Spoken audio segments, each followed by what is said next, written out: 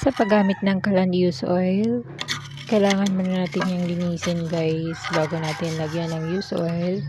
Kunin muna natin yung mga excess na papel na pinag-apuyan niya guys, yung mga upos.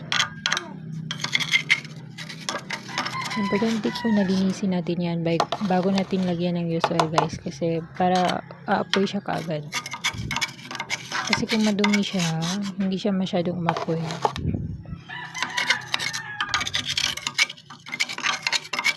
Ang kagandahan pag meron kang calandius oil guys, pwede yung mga mantika na pinagamitan ninyo, instead na itapon is gamitin nyo po sa calandius oil. Maganda tong calandius oil guys kasi mas nakakatipid tayo dito. At ito po yung labasan ng used oil, i-on nyo lang po yan. Pwede din po yung i-off. Pero ang kagandahan nito guys is automatic siya nag-o-off pag nasa tamang level na po siya ng dami ng used oil niya.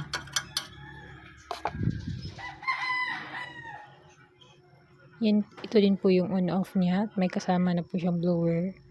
Ito yung saksakan niya.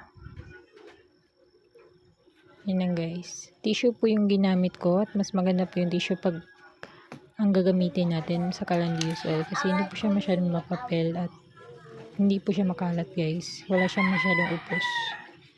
So, kung sa Bisaya pa is upos yung tawag dyan.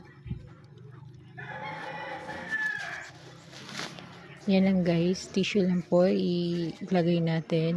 Kailangan po natin painitin yung used oil para po umapoy siya. At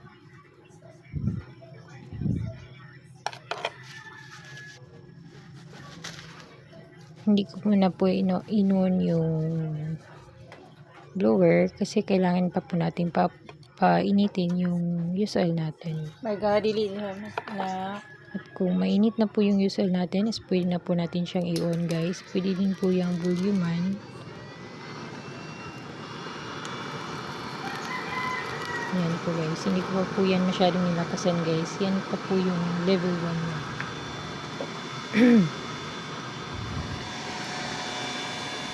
Ito po yung blower niya guys. Cute siya guys, pero malakas po yan. Sobrang tipid po kung calandius oil po yung gamit niya. Kasi imagine, pwede nyo gamitin yung mga mantika nyo na pinagamitan nyo guys. Nakakatipid po kayo pag calandius oil yung gamit nyo. Pero kailangan po natin ng iba yung pag-iingat. Pati ito po ang ginamit natin. Bantayan po natin pag calandius oil yung gamit natin. Kasi